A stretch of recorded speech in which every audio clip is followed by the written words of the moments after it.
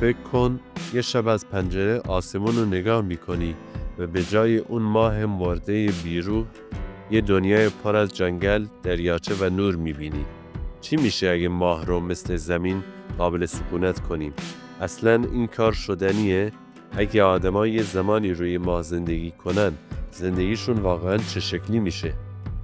ماه همیشه اون بالا بوده، نزدیکترین همسایه آسمونی ما، اما فقط یه گلوله خاکستری و خالیه.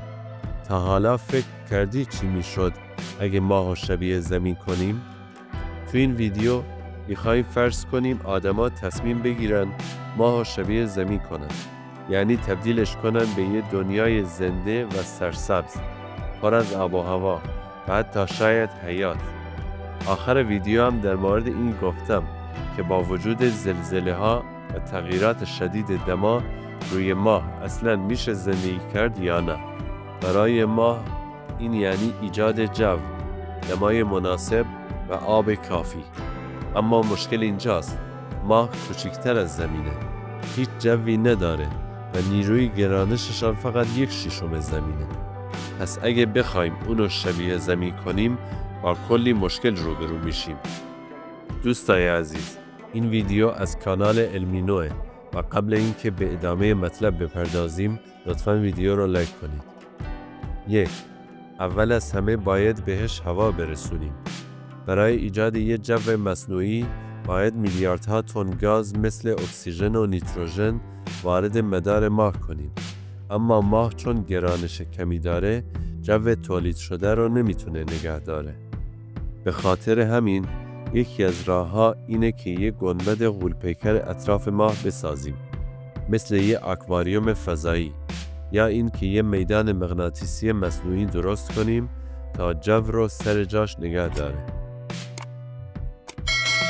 2. قدم بعدی آبه.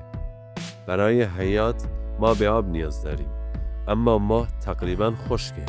یکی از ایده ها اینه که دنباله‌دارهای یخی رو بیاریم و به ماه بکوبیم تا یخشون آب بشه و دریاچه درست کنن.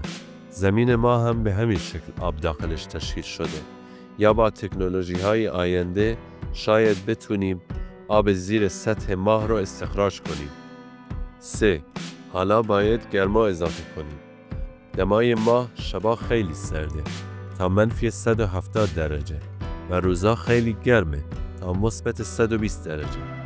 باید بتونیم این اختلاف دما رو کنترل کنیم، مثلا با آینه های خورشیدی که نور خورشید رو تنظیم کنن.